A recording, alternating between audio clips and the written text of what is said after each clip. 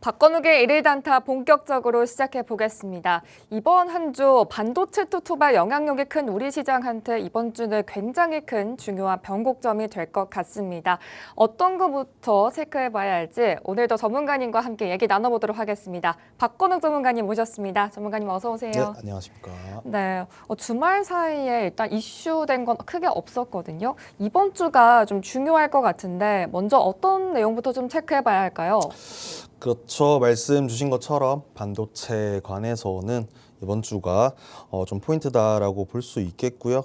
6월 미국의 고용 보고서의 발표가 있었습니다. 시장의 예상치보다 절반 수준에 좀 불과한 수치로 나왔는데 비농업 부문 신규 고용은 5만 7천 건에 이르렀고요. 실업률 또한 72만 명 정도로 작지 않은 수치로 지금 미국 시장을 압박하고 있는 상황이고, 임금 상승에 대한 압력까지도 지금 시장에 작용을 하고 있습니다. 그렇기 때문에 연준이 금리 인하에 지금 어떤 식으로 좀 반응을 할 것인가의 포인트에 좀 관건이라고 할 수 있겠고요. 하반기 금리 인하에 대해서 케빈 허시 의장이 사실 좀 안 좋은 부정적인 좀 측면을 보였기 때문에 이 수치로 인해서 하반기에 좀 어떠한 결과를 좀 끌어낼 것인지, 어떻게 반응을 할 것인지, 그로 인해서 지금 급변하고 있는 환율과 좀 금리에 대한 인하에 대한 기대감으로 국내 증시 또한 좀 어떤 영향을 미칠 것인지도 저희가 좀 확인을 할 필요가 있겠습니다. 현재 환율 자체가 국내 증시에 엄청나게 좀 많은 영향을 미치고 있으니까요. 이 부분은 꼭 꾸준하게 확인을 하시길 바라겠고요. 그리고 8일 수요일에는 FOMC 회의록이 발표가 되죠. 에너지발 인플레이션이 지금 얼마나 좀 반영이 됐는지, 금리의 향방에 대한 의견이 어떤 식으로 좀 나누어졌는지, 의견 자체가 통일이 된 건지, 이 부분도 가장 좀 중요한 체크 포인트다라고 할 수 있겠습니다. 두 번째로는 AI 반도체 관련된 소식이죠. 최근 들어서 미증시도 물론이고요. 국내 증시도 마찬가지죠. 기술주들의 주가가 좀 요동을 치고 있습니다. AI의 발전은 좀 빠르죠. 확실하게 좀 빠르게 올라오고 있으나 자금이 좀 천문학적으로 많이 들고 있고요. 그에 비해서 좀 수익성은 저조하다라는 의구심이 좀 퍼지고 있습니다. 이 수익성 또한 지속적으로 이어지는가에 대한 의구심도 생겨나고 있죠. 엔비디아, 마이크론, 램리서치 같은 주들이 큰 폭으로 좀 하락하는 모습들도 보여주었습니다. 필라델피아 반도체 지수 또한 5% 넘게 좀 폭락하는 모습을 보여줬죠. 그에 반해서 소외되어 있던 우량주들이 좀 순환매가 도는 모습을 보여줬습니다. 의료, 필수 소비재 같은 좀 가치주들의 자금이 좀 흘러가는 모습들이 보여줬죠.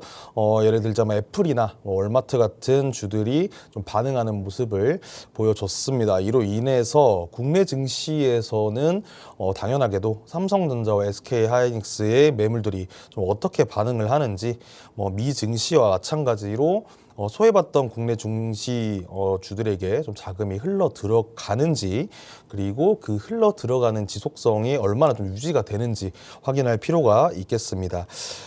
국내 증시 전략에 대해서 곧바로 좀 말씀을 해드릴 텐데요. 첫 번째로는 역시나 삼성전자와 SK하이닉스를 체크를 하셔야 한다는 거죠. 현재 엄청난 좀 주가로 국내 시장을 이끌어 가고 있는 투톱이기 때문에 이 투톱이 어떻게 움직이냐에 따라서 시장의 분위기가 좀 정해지는 분위기 좀 그게 있습니다.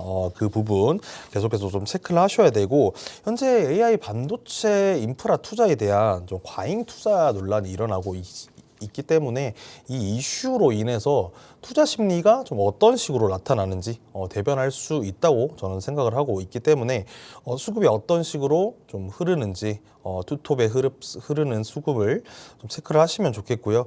이 투톱의 추격 매수는 당분간은 좀 지양을 해주시길 바라겠습니다. 현재 변동성이 상당히 큰 폭으로 나타나기 때문에 다소 좀 방어적으로 대응을 하시는 게 좋겠다라고 말씀드릴 수 있겠고요.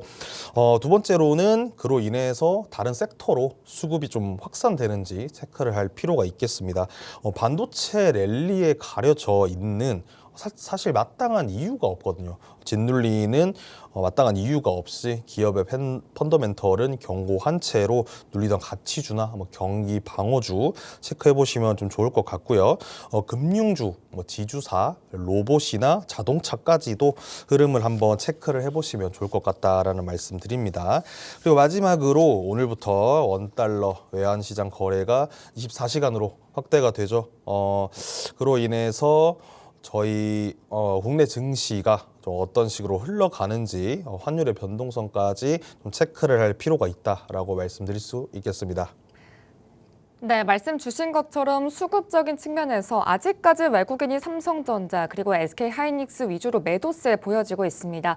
연속성 있게 외국인의 수급이 이어질 수 있을지 이 부분 지속적으로 체크를 하셔야 할 것 같습니다. 여기에 최근 화두가 되고 있는 건 다름 아닌 환율이 아닐까 싶은데요.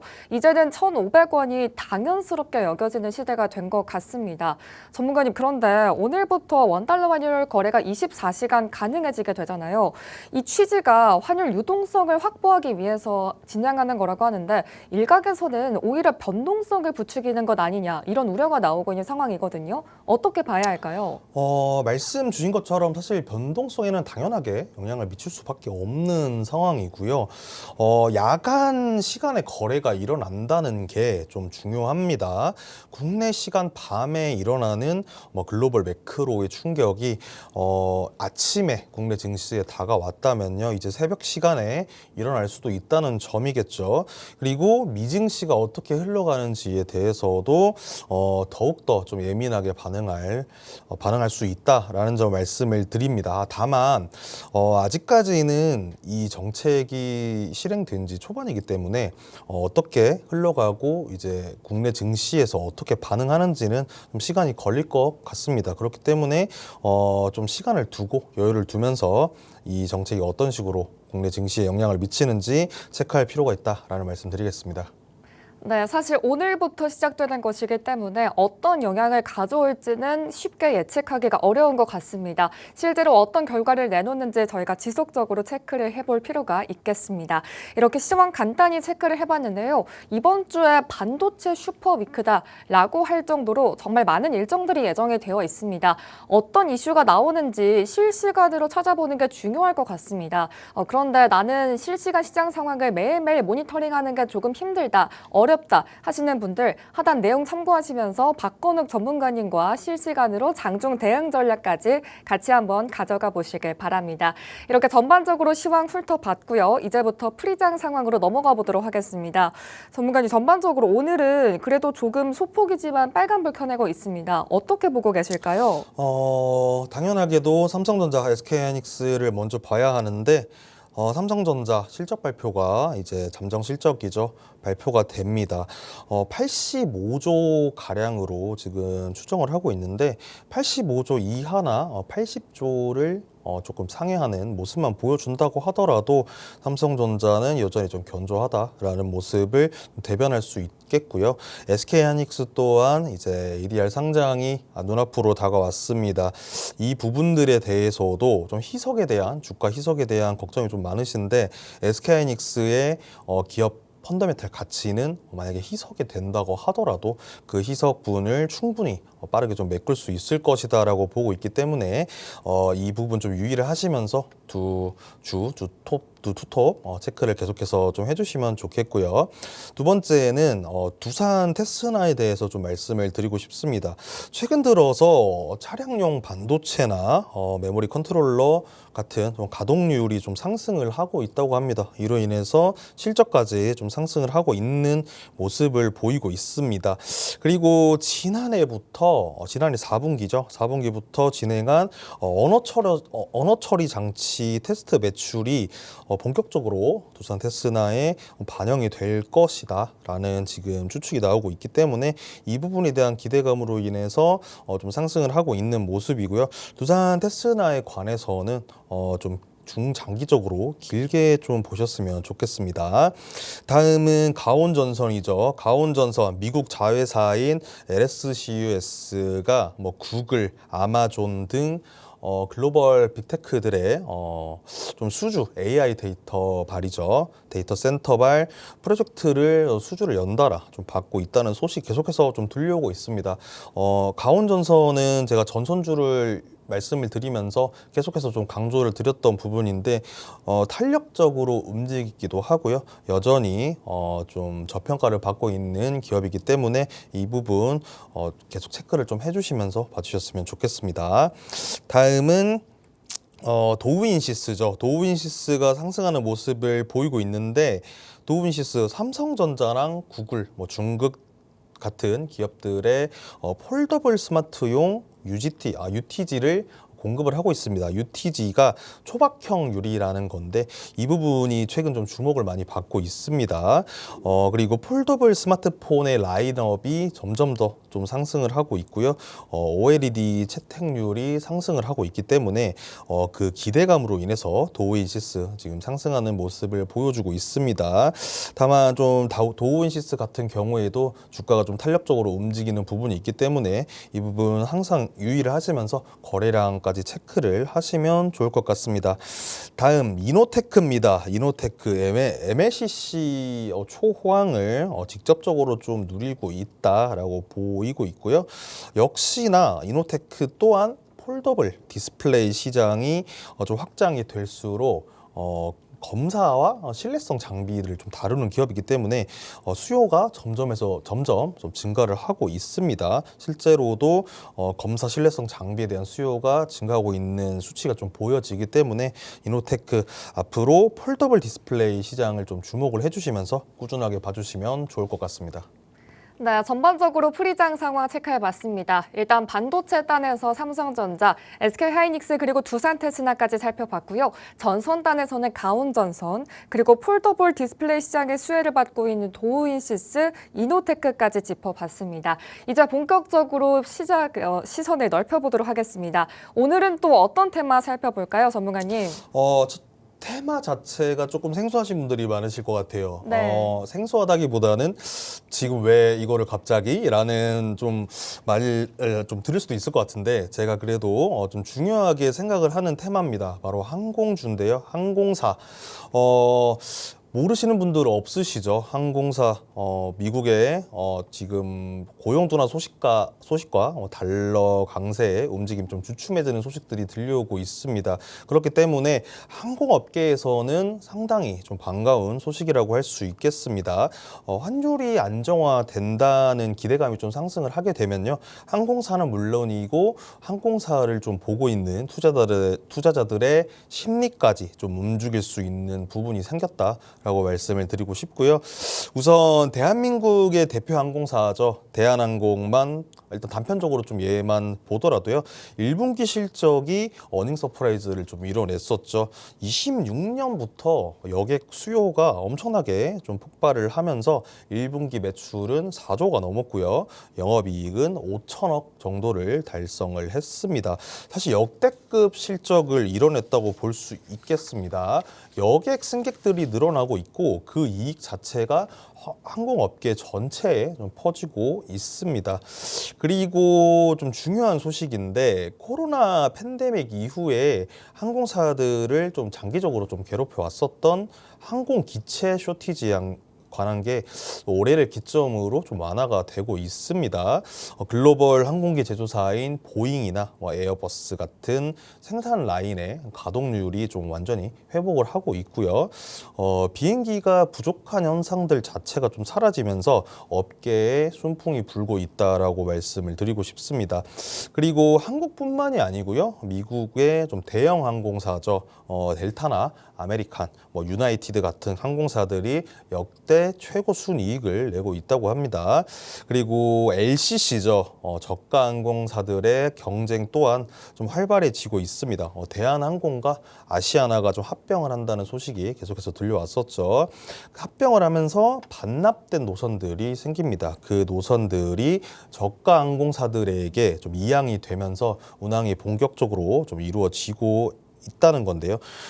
단거리 비행만을 좀 고집을 하면서 저가 항공사들의 수익을 계속 들었다 놨다 했던 단거리 비행뿐만이 아니고 고부가 가치 장거리 노선이 LCC 저가 항공사들의 퍼졌다는 게 좀 중요한 지금 포인트다라고 볼 수 있겠고요. 항공사들의 체급 자체가 조금 상승하고 있다라고 보시면 될 것 같습니다.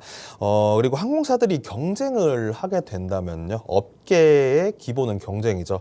업계는 점점 더 좀 발전을 하게 될 것이고요. 기업들의 경쟁은 업계의 발전으로 이어진다라고 생각을 하고 있습니다.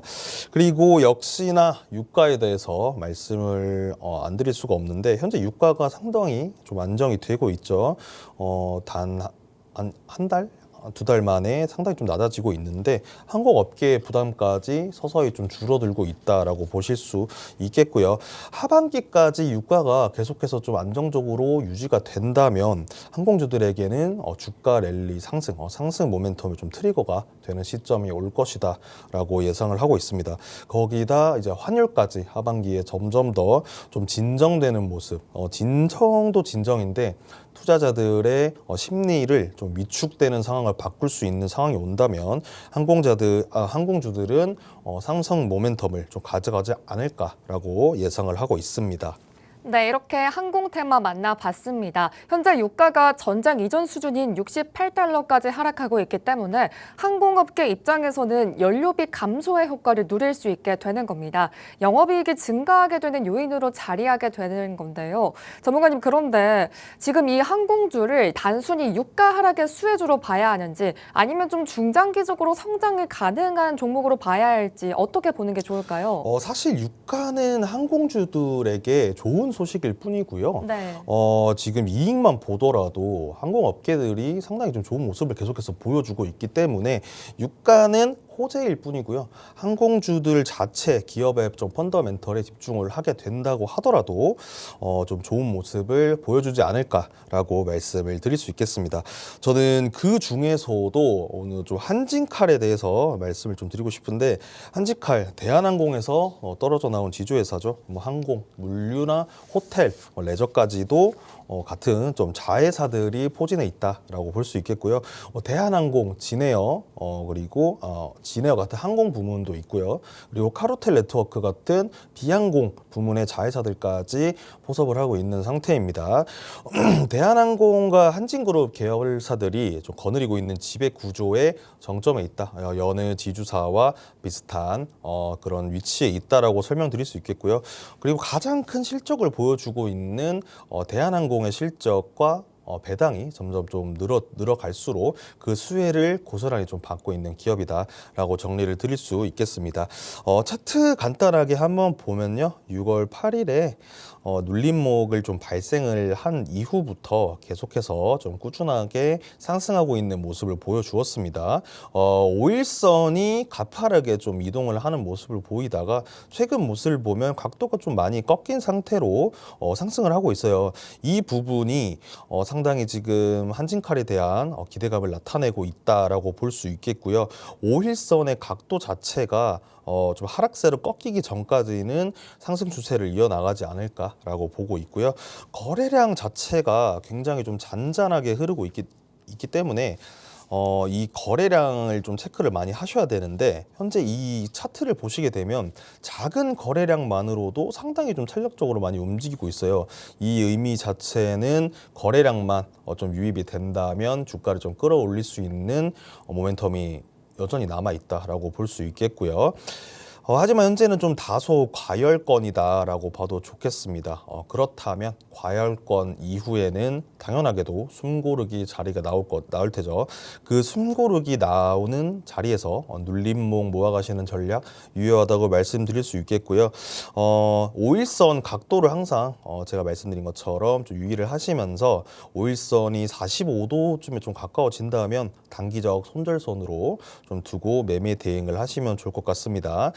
보유하신 분들 중에서도 중장기적으로 가져가시는 분들은 차분하게 좀 관망을 해주시면 좋을 것 같고요. 단기 트레이딩 시점으로 공략하시는 분들은 방금 말씀드린 것처럼 좀 눌림목을 노리시는 전략 대응하시기를 바라겠습니다.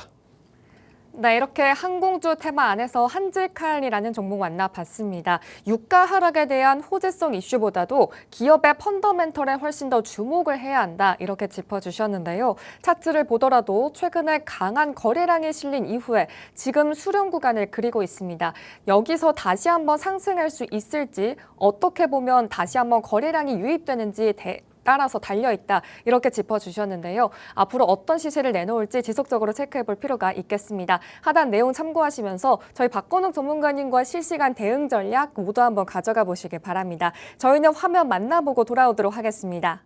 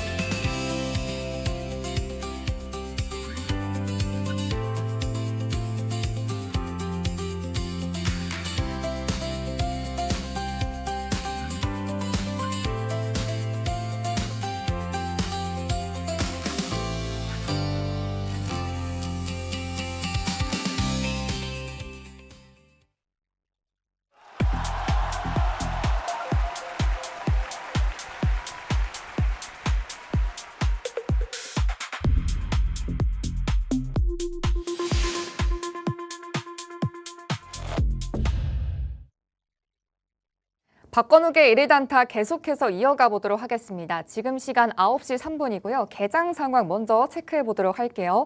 일단 오늘 코스피는 보합권에서 움직이고 있습니다. 0.57% 상승하면서 8,134포인트에서 거래되고 있고요. 코스닥은 오늘도 약세 흐름 보이고 있습니다. 1.3% 하락하면서 856포인트 지나가고 있습니다.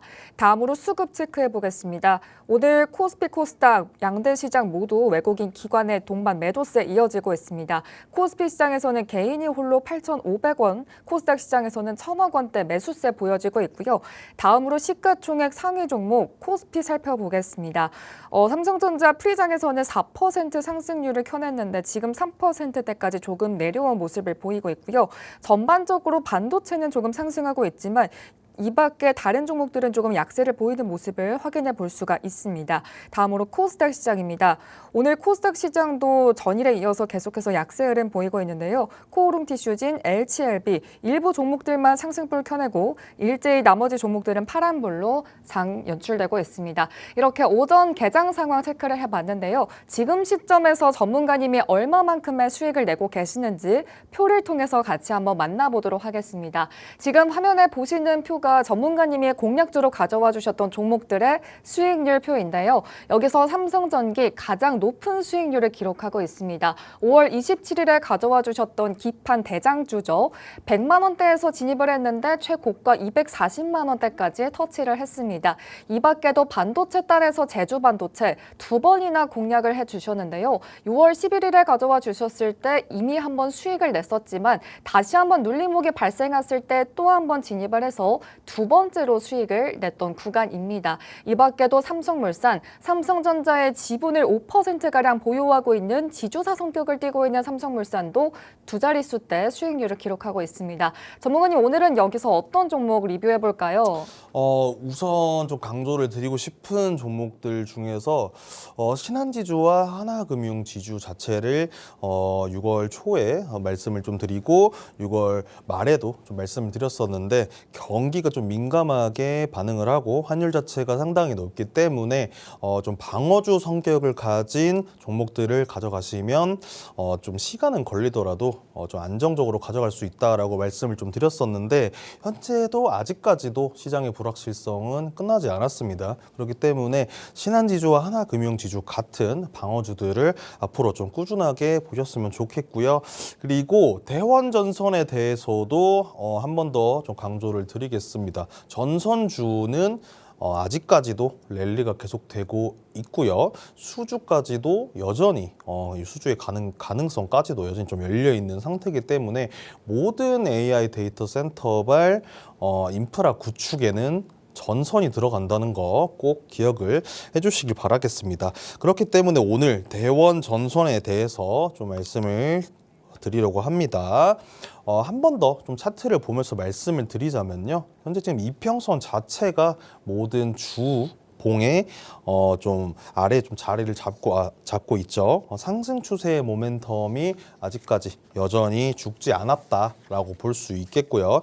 장기적으로 봤을 때도 121선 자체가 상당히 좀 견고하게 아래를 받쳐주고 있기 때문에 거래량까지 현재 계속해서 좀 받쳐주고 있는 모습이죠. 이 부분을 좀 주목을 하신다면은 여전히 주가를 밀어올리는 힘 자체는 아직까지 좀 남아 있다라는 좀 긍정적으로 보일 수 있겠고요. 다만 좀 차익 실현 이후에 윗꼬리를 다는 모습들이 상당히 좀 많이 보이고 있어요. 이 부분들만 좀 유의를 해주시고요. 전선주에 대한 소식들은 앞으로도 계속해서 좀 좋은 소식들이 들려올 것이기 때문에 저는 좀 꾸준하게 모아가는 전략도 유효하다라고 보고 있고요. 21선이 깨지지 않는 이상은 분할 매수 좀 관점으로서 눌림목 줄 때 좀 들어가는 전략 말씀드릴 수 있겠고요. 신규 매매를 원하시는 분들께서도 투자자분들 제가 항상 좀 말씀을 강조를 드리는 건데 눌림목을 줄 때 접근하는 전략이 좀 유효하다라는 점 꼭 기억을 해주시고요. 현재 시장이 환율에 대한 압박으로 인해서 변동성이 상당히 좀 심한 위치에 있죠. 하루에도 몇 번씩이나 좀 흔들리고 있는데 항상 좀 거래하실 때 거래량과 거래 대금까지 체크를 하시면서 대응해 주시기를 바라겠습니다. 네, 일단 수익률 측면에서 방어주 성격의 종목들 두 가지 살펴주셨습니다. 첫 번째로 하나금융지주 그리고 신한지주 두 가지 종목을 짚어주셨는데요. 일단 이 두 가지 종목은 전체적인 수익률표에서 봤을 때 가장 하단에 위치하고 있기 때문에 어떻게 보면 수익률이 가장 낮은 게 아닌가 이런 생각을 하실 수도 있을 것 같습니다. 그런데 지금 시장 변동성이 정말 큰 상황입니다. 이럴 때 조금 안정적으로 모아가는 주식이 하나씩은 필요하다. 이렇게 생각을 해볼 수 있을 것 같은데요. 말씀 주신 것처럼 방어주 성격이 강한 신한지주 그리고 하나금융지주 같은 경우에도 이렇게 방어주 성격으로 생각을 해서 우리가 모아가는 전략을 가져보면 어떨까 싶습니다. 두 번째로 조금 더 디테일하게 짚어주셨던 종목 대원전선이죠. 일단 정부가 추진하는 메가 프로젝트 그리고 반도체 공장 증설 소식 이 두 가지 이슈가 나오기 때문에 인프라 확장으로 자연스럽게 연결이 되면서 전력 병목에 대한 부분에 우리가 조금 더 주목을 해볼 수가 있겠습니다. 지속적으로 전력과 전선 쪽의 수급을 체크해볼 필요가 있겠는데요. 대원전선 같은 경우에는 차트를 보더라도 최근에 강한 거래량이 실리고 있기 때문에 만약에 주가가 21선 위에 있다면 조금 눌림목이 나올 때마다 분할 매수하는 전략을 가져가 보는 게 좋다고 짚어주셨습니다. 현재 대원전선 오늘장에서 6% 상승을 하고 있습니다. 프리장에서 가온전선이 두 자릿수대 상승폭을 켜내고 있다. 이렇게 언급을 드렸었는데요. 오늘은 전선주가 강한 흐름을 보여지고 있네요. 이렇게 당일에 전문가님이 가져와 주시는 종목 그리고 리뷰해 주시는 종목이 당일에 슈팅이 나오는 경우가 많이 있습니다. 일일 단타에 대한 고민 있으신 분들은 하단 내용 참고하시면서 전문가님과 함께 하시면 되겠습니다. 이렇게 오늘 리뷰 통해서 같이 한번 만나봤고요. 본격적으로 오늘의 주인공 만나볼 시간이죠. 전문가님 오늘 어떤 종목 볼까요? 첫 번째 종목 모두가 다 아시는 기업이죠. 그리고 오늘 테마를 좀 말씀을 드렸던 부분에서 좀 이어가서 말씀을 드리도록 하겠습니다. 첫 대한항공입니다. 글로벌 여객 수요 화물 그리고 고부가 가치 노선인 미국이나 유럽에 대한 장거리 노선까지도 대한항공은 상당히 좀 견조한 실적을 내고 있다라고 말씀을 먼저 드리고 싶고요. 글로벌 공급망 개편과 해외 직거래 같은 좀 물량이 지속적으로 계속해서 움직이는 모습을 보여주고 있습니다. 이익 부분에서 상당히 좀 많은 도움이 되고 있고요. PBR이나 PER 측면에서 본다고 하더라도 좀 여전히 좀 저평가를 받고 있는 주다라고 말씀을 드릴 수 있겠습니다. 그리고 대한항공의 도전 중 하나였죠. 아시아나 항공 인수가 지금 최종 단계에 접어들었습니다. 12월 17일 그 날짜를 합병을 목표로 남은 절차들을 계속해서 좀 진행해 나갈 예정이라고 밝혀왔고요. 국내 1위, 2위의 대형 항공사의 합병으로 인해서 항공시장에 좀 새로운 바람이 불지 않을까라고 기대를 하고 있는 상황입니다. 초대형 항공사로서 독점적인 좀 지위를 확보하고 있는 대한항공, 좀 어떤 시너지 효과를 좀 보여줄 수 있을지 상당히 좀 기대가 되고 있고요. 그리고 역시 글로벌 매크로에 대한 반응까지도 중동 리스크가 어느 정도 해소가 되면서 국제 유가가 상당히 좀 하락을 했었죠. 60대 후반에 좀 머물고 있는 모습을 보이고 있는데 항공료에 대한 부담이 좀 줄어들고 현재 또 휴가철이 다가오고 있고 K컬처나 되게 문화의 힘이 지금 굉장히 좀 강하기 때문에 관광객들까지 좀 많이 유입이 되고 있습니다. 이 부분들까지도 항공주들에게는 상당히 좀 좋은 소식이라고 할 수 있겠고요. 그리고 제가 하반기에 연준이 금리 인하에 대한 말이 좀 나오게 된다면요. 긍정적으로 신호가 좀 나오게 된다면 환율까지 좀 개선이 될 수 있겠죠. 그렇게 된다면 달러 자체로 유류비를 좀 결제하는 항공주 특성상 주가에 좀 강한 상승 모멘텀을 가져올 수 있다라고 생각을 하고 있습니다. 하반기 아시아나 항공과 합병까지 모두 마친다면 밸류에이션 리레이팅이 좀 강하게 일어날 수 있기 때문에 이 부분 좀 주목을 하시면서 꾸준하게 대한항공 봐주시면 좋겠습니다. 차트를 한번 보겠습니다. 21선부터 61선, 121선까지 주가의 아래에 위치하고 있는 모습으로서 좀 정배열 구조다라고 말씀을 드릴 수 있겠고요. 중장기 추세도 여전히 좀 살아있다라고 볼 수 있겠죠. 5일선 자체도 좀 꺾이는 듯 했지만 여전히 좀 좋은 모습을 보여주고 있고요. 주가를 받쳐주고 있는 힘이 아직까지는 여전하다라고 볼 수 있겠습니다. 그리고 최고가를 찍었을 때 거래량이 폭발하는 모습을 좀 보여줬었죠. 그리고 이후에 거래량은 낮아지면서 좀 건강한 조정이다라고 볼 수 있는 좀 이유도 있고요. 며칠 전 다시 좀 거래량이 붙어주기 시작하면서 상방으로 올라갈 수 있는 의지까지 좀 보여줬다라고 생각을 하고 있습니다. 보유를 하고 계신 분들이라면요, 거래량 자체가 좀 붙어줄 때 모아가시는 전략 유효하다 말씀드릴 수 있겠고요. 신규 매매를 원하시는 분들께서는 5일선과 21선 사이에 주가가 눌렸을 때 모아가시는 전략이 유효하다라고 정리 드릴 수 있겠습니다. 매수가 28,850원 이하고요. 1차 목표가 31,000원, 손절가 27,000원입니다. 네, 첫 번째 공략주 대한항공입니다. 오프닝 테마에서도 말씀드렸던 항공주에 속하는 종목이죠. 대한항공의 올해 2분기 실적의 전망치가 매출은 27조 4천억 원, 영업이익이 8,542억 원으로 예상되고 있는 상황입니다. 실제로 올해 2분기에서 어떤 실적을 내놓는지 이 부분 지속적으로 체크해볼 필요가 있겠습니다. 현재 차트를 보더라도 이동평균선이 5일선, 21선 이렇게 정배열 상태이기 때문에 심지어 5일선에서 지금 지지를 받고 있는 상황이기 때문에 앞으로 추가적인 상승 모멘텀을 기대해 볼 수 있겠다고 짚어주셨습니다. 오늘 장에서 현재 시세 지금 1.7% 상승을 하고 있는 상황인데요. 전문가님, 그런데 지금 대한항공 주가가 오늘 상승을 하면서 29,350원입니다. 제시해준 매수가가 28,000원 선인데 어떻게 할까요? 조금 더 기다려야 할까요? 제가 항상 좀 말씀을 드리는데 제가 말씀드린 금액에서 5% 가량은 뭐 전혀 문제가 없다라고 말씀을 드리고 싶고요. 사실 대한항공 자체가 주가의 변동성이 그렇게 지금 큰 폭으로 나타나기는 좀 힘들기 때문에 지금 어떤 제가 말씀드린 가격에서 이 정도 가격 차이는 전혀 문제 없다라고 말씀드릴 수 있겠습니다. 네, 대한항공의 종목 자체가 변동성이 크지 않기 때문에 5% 내외의 시세 변동성 정도는 걱정하지 않아도 되겠다고 제시를 해주셨습니다.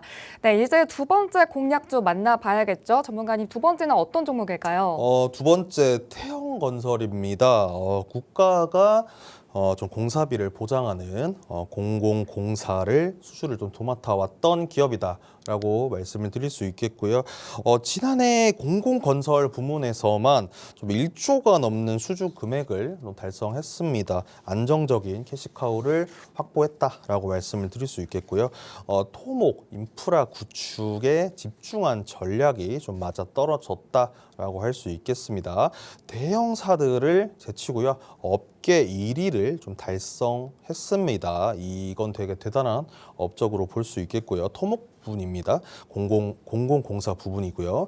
그 기세를 몰아가서 과천 도시고속화 도로 공사 수주를 좀 계약을 체결했다는 소식까지 들려오고 있죠. 이 수주로 인해서 태형건설은 성장 발판을 다시 한 번 더 좀 마련했다, 힘을 실게 됐다라고 볼 수 있겠고요.